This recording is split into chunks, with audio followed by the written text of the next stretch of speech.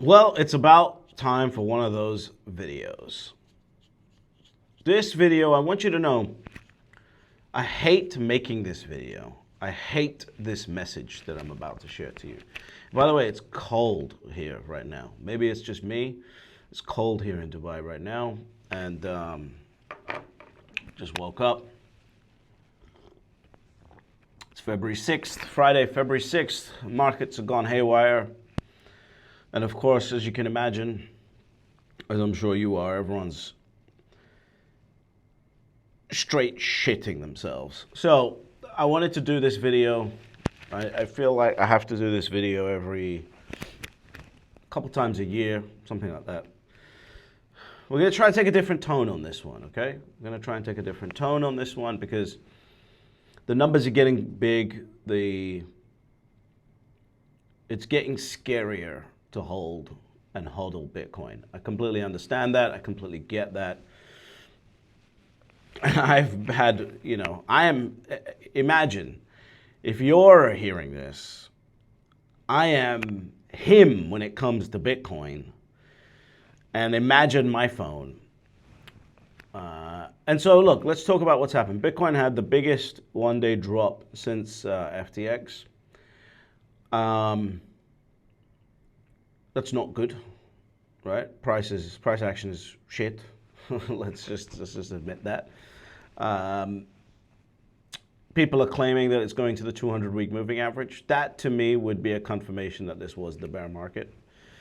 Although I don't think it goes to the 200-week moving average this fast. So for me, a cycle top is only confirmed once we've hit the 200-week moving average. And so we have to hit that. That's at 58,000. If we hit that, we had a cycle top at 126. The 4-year cycle, in essence, still exists. And my thinking around it changing was wrong. Simple as that. Now, what could happen is we hit the 200-week moving average, 58,000. We go up, we bang new all-time highs. Then what are we doing? We're in a 6-month cycle at that point. I don't know. So look. Times like this, everyone's out here shitting themselves. And the problem with right now in this cycle compared to, the cycle that I was in, my first cycle, is that now you've got an incredible amount of sissies. You've got an incredible amount of sissies. People that just don't have, they borrowed their conviction in Bitcoin. They saw it as a trade, not for what the asset is. And they're trying to get in and out of it because they're watching other things go up and down and they want to get into those things and they're having FOMO all over the place and their mindset is not solid. And these are the people that you're listening to because, unfortunately, real signal has gone away because real signal is institutional and institutional doesn't send signal through opinions. Only losers send signal through opinions, right? Retail. Institutional sends signal through absorption, and right now they are absorbing, right? And ETFs is not really a good way to look at absorption because ETFs, anyone can hold an ETF, right? As a retail client, I have ETFs. So institutions are absorbing. And yet the negativity is at peak all-time high. And so what do you do with this? What do you do with this? What do you do? Do you believe, all of the hysteria that you're seeing? Is that what you believe? Or do you dig deep into the conviction and understand that the C-suite of Wall Street is behind Bitcoin? The C-suite of the US government is behind Bitcoin.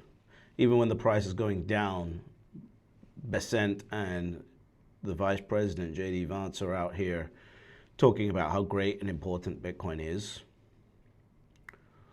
Or do you listen to, the latest NPC on X and YouTube? Who do you listen to?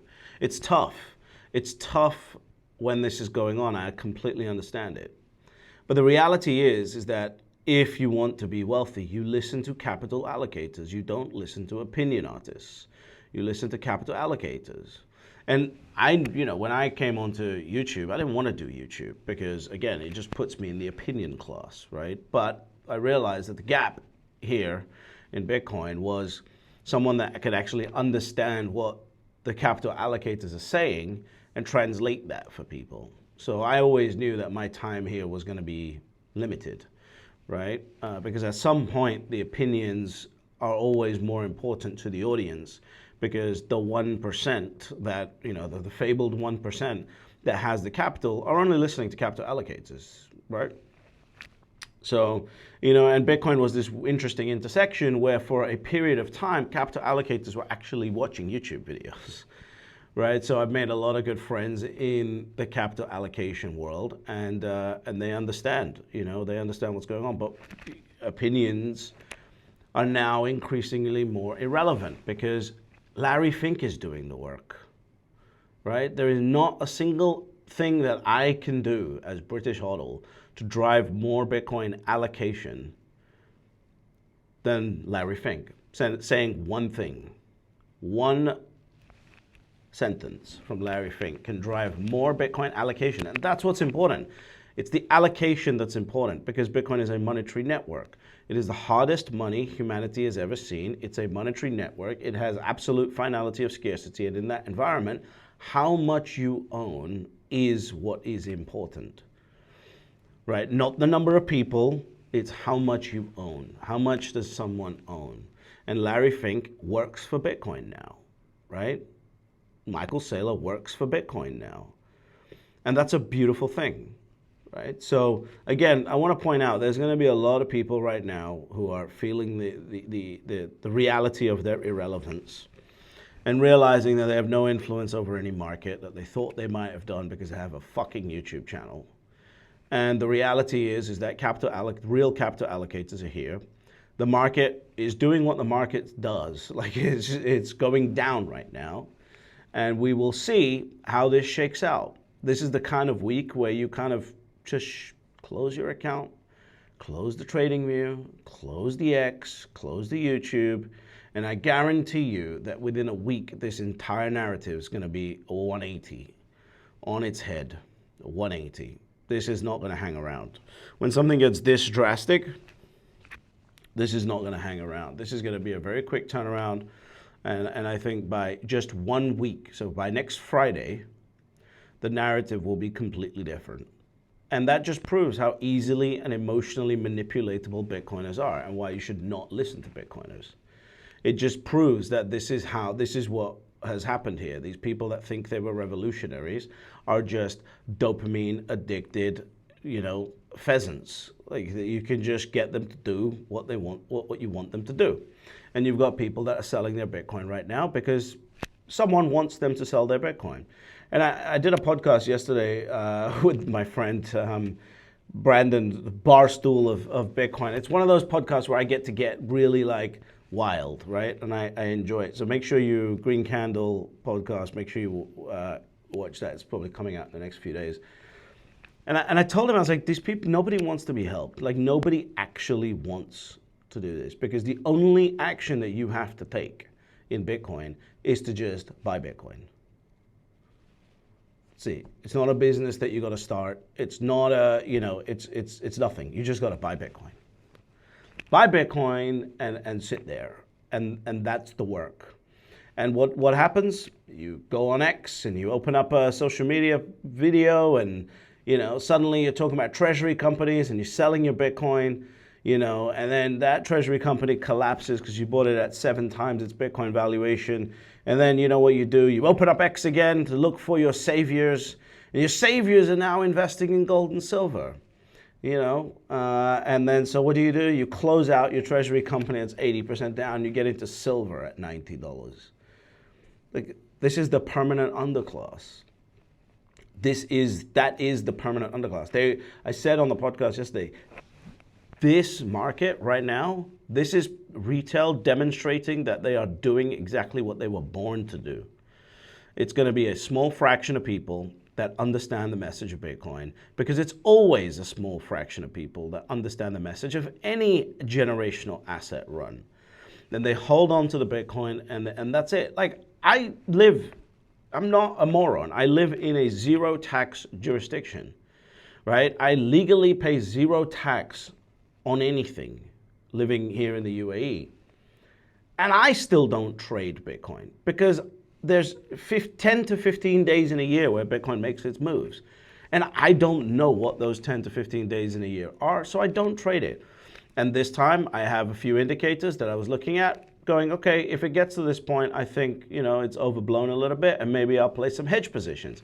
None of those indicators fired. In fact, the one indicator that was correct was my friend who bought the Rolex, right? Like, so what do you do in that scenario? If you gotta have your model, you have your framework, and then you wait and let's see what the market does. If it doesn't fit to your framework, you don't just emotionally panic and react, which is exactly what everybody does and why they don't deserve to have this. One of the other interesting things I've seen in Bitcoin is that it seems as if there's a new class of young Bitcoiners coming in, and they seem to be girls, right? Like 20-something-year-old girls. And I've seen them have more conviction and also more detachment to price than fully grown men and grandpas who've been talking about 30 years of investment market experience. The girls are like, yeah, I'm just stacking Bitcoin. I'm just working and I'm stacking Bitcoin. That's what I'm doing because I understand the long-term aspect of it. And you've got dancing grandpas all over X and YouTube that are talking about the Epstein fucking files and how that's going to crash the US economy. What is going on here? Like, this is utter retardation at this point. So, I don't know. What do you want me to tell you? Like, you own an asset. It is the right asset to be in. The C-suite of Wall Street is behind it. The C-suite of the US government is behind it. Every government around the world has basically got permission to go into this asset, and they're building frameworks and things like that for that, and the rails for that. Capital is being allocated to this asset. You've got Bank of America coming out here and giving a 4% allocation, everyone following that. You've got armies of salespeople that are going to be calling people up, if they haven't started already, over the next few years to buy this asset. My price target still stands, 340,000 plus or minus 15%, somewhere between the last halving and the next halving. And you've got a dip going on, and what are you distracted by? You're distracted by absolute utter monkeys that not only are proving they're doing exactly what they were born to do because they got into Bitcoin. It was the right thing to do, right? They had a chance, they had a hope, they had a moment. They had a moment of freedom because they owned the Bitcoin. It was the right thing to do. And then what did they do? They sold that Bitcoin, bought a Bitcoin treasury company at a 7XM. Now, if that company traded down to 80% down, they sold that, and then they bought gold and silver at, $90 an ounce. That is what they are born to do. I don't know what else to tell you.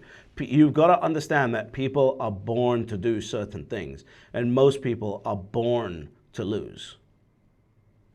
I'm sorry. It's just the absolute fact. And times like this prove it. Times like this prove it. Because you have a thesis, you have an asset, you have a framework. Why are you shitting yourself because the price went down? You're using the one indicator that is the least informative indicator of price in a market like this with so many different facets to it, and you're going, yeah, I'm just going to sell.